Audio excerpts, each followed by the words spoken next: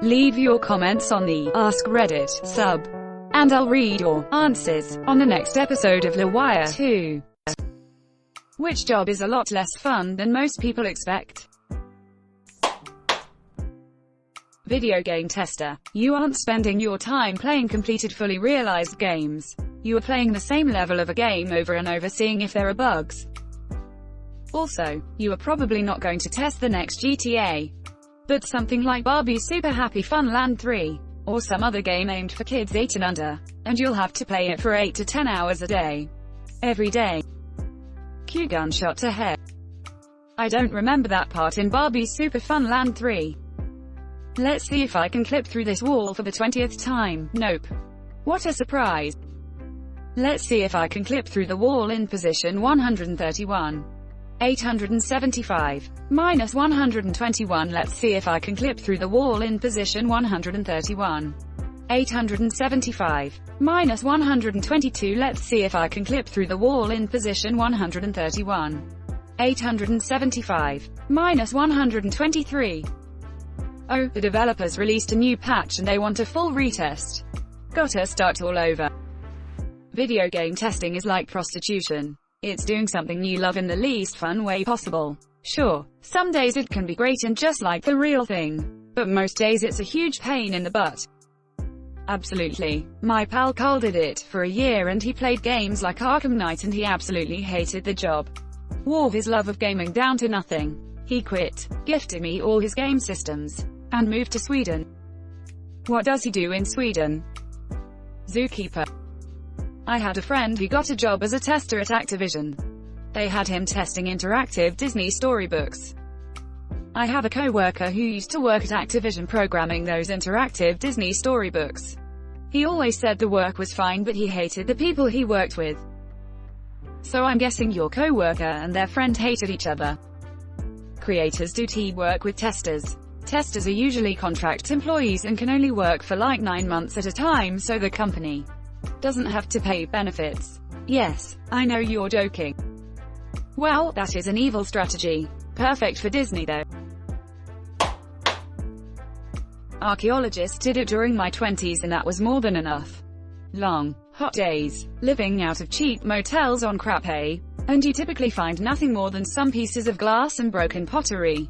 Every once in a blue moon you find something cool, but those items generally end up getting stored away in a box full of other artifacts never to be seen again.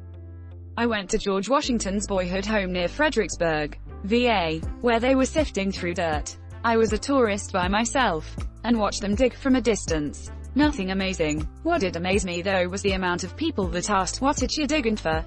I ended up asking the intern how many people asked that, and she said too many to count, sir. I felt so bad. A friend was doing some sort of biological survey on Alcatraz Island in San Francisco. They were in the off-limits zone but it was clear they were doing some sort of monitoring due to their gadgets. Yet all day every day it was people asking, why do you get to go down there? What are you doing? For 2 straight weeks. My Indiana Jones poster and I are disappointed. On the other hand, I'm glad you're, hopefully, not doing something you hate now. Indiana Jones found the Ark of the Covenant and it ended up in a box amongst other artifacts never to be seen again. So, that part was accurate. This X10. Most people have no idea that professional archaeology is usually tedious, physically difficult, and uncomfortable work, and you get paid crap and share crappy hotel rooms with co-workers that like you are also functional alcoholics and have probably slept with other co-workers too. Oh, and that's actually a pretty good scenario after spending anywhere between 3 and 10 years getting the master's degree or doctorate. Did it for years. Gave it up for an office job when my kids were born. One of the best decisions I ever made. Co-workers that like you are also functional alcoholics. Yep, that's how I learned that drinking beer in the shower was a thing. Shower beer's a God's invention. Archaeologists just perfected the art. After reading through this thread for 20 minutes I've concluded that every job sucks. After working in 2 to 3 hour blocks interspersed with home cooking, walks, naps, and little tasks around the house these last few months, I'm having a hard time accepting that I'll probably have to endure 5 consecutive 8-hour days again. Let's all collectively refuse to go back to that 9-to-5 schedule. What are they going to do, fire us all? Seriously though, I'm not ready to go back to switching between work and exhaustion with no time to focus on anything else. Even my weekends are just errands and chores. I've been taking classes, working out, cooking, and I haven't been this stress-free since I was a kid. Zookeeper. Don't get me wrong. It's awesome to be around so many amazing animals and care for them. But the smells are ridiculously, insanely foul. I have a really strong stomach and it's still tough for me. We've had some interns quit over it. I was warned about the smells when getting into the field, but thought, oh, I've volunteered at animal shelters. I know what animal stink smells like. Nope. Not even close. Ha ha ha. That's the truth. I've been a keeper for 10 years and recently became a department director and was surprised how much of a problem we have with this with the new keepers and interns. I've had to constantly tell some of them, yes, you do actually have to clean up the otter poop. Yes, I know it's slimy and smells like rotten fish. That is how an otter works. No. You can't take an hour break to shower 3 times just because you slipped in the sick cheaters. Diarrhea, puke. Go wipe it off and get back to work. Quote. Sounds like your zoo needs to install a people shower. Like one of those freestanding, shower head pointing straight down over a drain things you see in chemical lab spaces. Complete with that industrial flesh stripping water pressure some beach showers have. Which smell the worst? Are there any that don't? Otters. I don't think I know a single person who works with otters who's not bothered by the smell. They are related to ferrets, so they have super strong musk, way stronger than ferrets, and smear it everywhere. They also eat nothing but fish, and you really can smell it in their oily, gooey poop. Big cats. Out in the open it's not so bad, but I've thrown up in the night houses, rain shelters before. Huge, 6-pound piles of cat crap all over the floor, with no litter to mask the smell. Unneutered male lions will spray too. Like a cat. One lion makes enough spray to make the whole place smell like a cat hoarder's house. I've heard in many jurisdictions that animal abusers are often sentenced to community service at the zoo, and I always thought that was kind of a light punishment. Starting to think I'd rather take jail. Have you ever had anyone there for that? Not at my present zoo, but in the past when I worked at a public zoo. Yes, we had a few animal abusers sentenced to community service at the zoo. I never worked with him directly, but I heard from other keepers what happened. And let me tell you, it wasn't playing with cute animals. My advice: if you're an animal abuser sentenced to zoo community service, take the jail time. Seriously, I'm not joking. Zookeepers will not have any sympathy for you and will know exactly how to make your day as miserable as possible. Probably the least gross thing I've heard that happened to them was having to sort through a dumpster of 3-day-old kitchen trash from all the zoo restaurants to find recyclable material. I'd like to add sea lions to the list. Sun-baked fish shit cakes. Ooh yeah. To me what I can't stand is sea lion breath. A sea lion yawned, belched in my face once, and that was probably the fastest I've thrown up at their zoo. Was not prepared to have my senses flooded with hot, humid halitosis and weak old fish. Sea lions. I believe big cats were addressed. Fry. You find me fascinating, even when I'm not pretending to be a jewel thief or a lion tamer. Umbriel. Lions. You have sea lions on the land. Fry. Yep, we call them land sea lions. I tame them. Vultures. Their puke can melt metal and ripples lions. It is hands down the worst thing I have ever experienced in my 30-plus years on the planet. There are just no words to describe the pure molten hot rotting diaper stench that is vulture vomit. Penguins. Fishy oily birds stink. They're cute though, so they get a pass. Anteaters with diarrhea. Insect-based watery craps are horrid. Their puke can melt metal. I'm sorry, what? According to a Google search, their stomach pH is slightly above 0. 100 times more concentrated than human stomach acid. And they vomit to repel predators. Totally unrelated, but I have a great idea for a new Pokemon.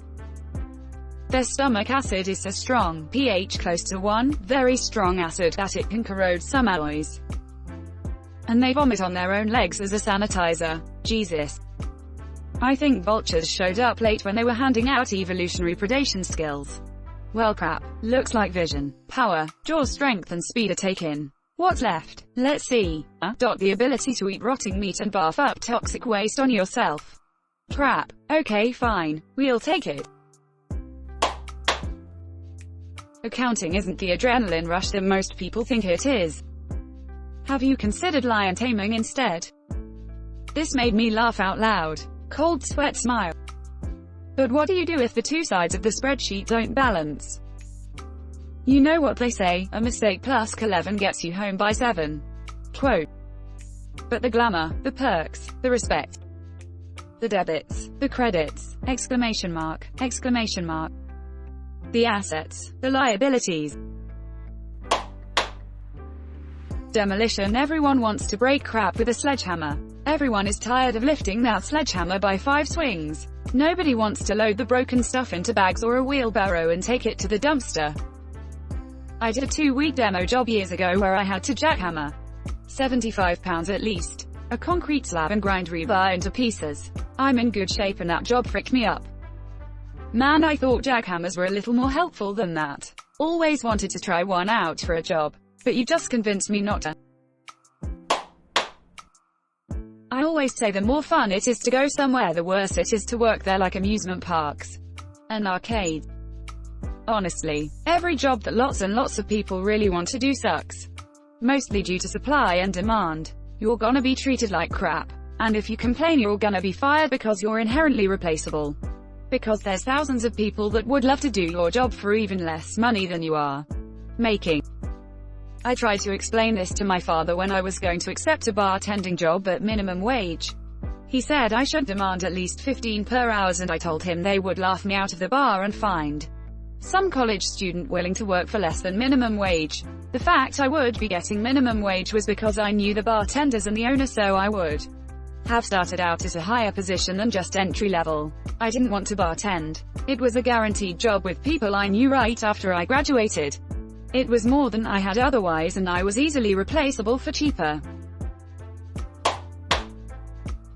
Working in an animal shelter. For sure, it's probably less intense than zookeeping. But the amount of people who apply or volunteer expecting to come in and play with cute puppies all day is absurd. We're basically animal maids. You deal with animals of all sorts of behavioral and developmental stages, crapping and pissing every freaking where, and then you look over and this freaking dog named Chumbawamba swimming in his water bowl, so you gotta fill that up 6 times and dry his kennel out, and then you go and mop up the cat room. Around 10 kittens who want to eat your mop, and also 4 children who are all yelling that there's puke in the floor and I must clean it now. Not to mention all the extra behind-the-scenes work that the public never sees.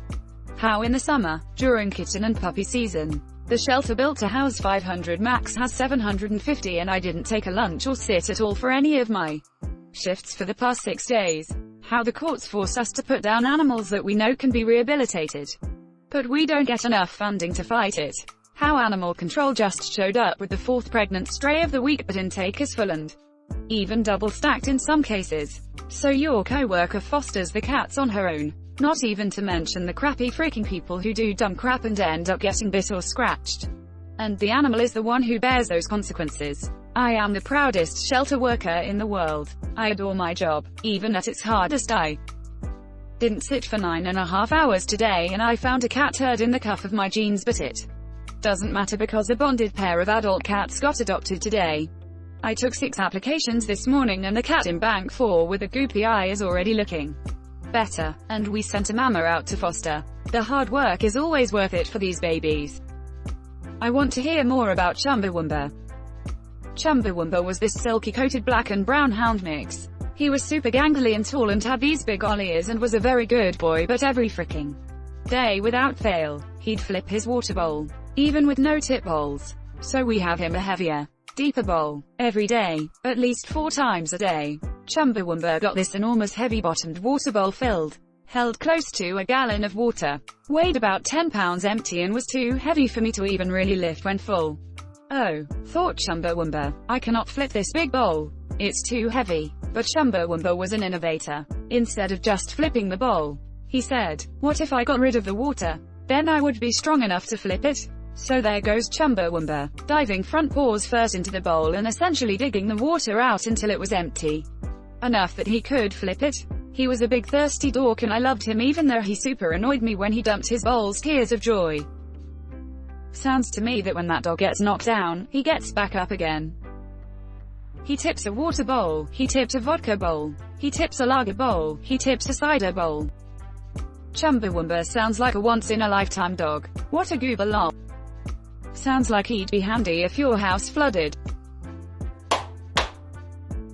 I'm a marine biologist. I spent the last week measuring defrosted fish heads. The sea was angry that day. I really want to be a marine biologist. Can I actually DM you to ask you about how it's like?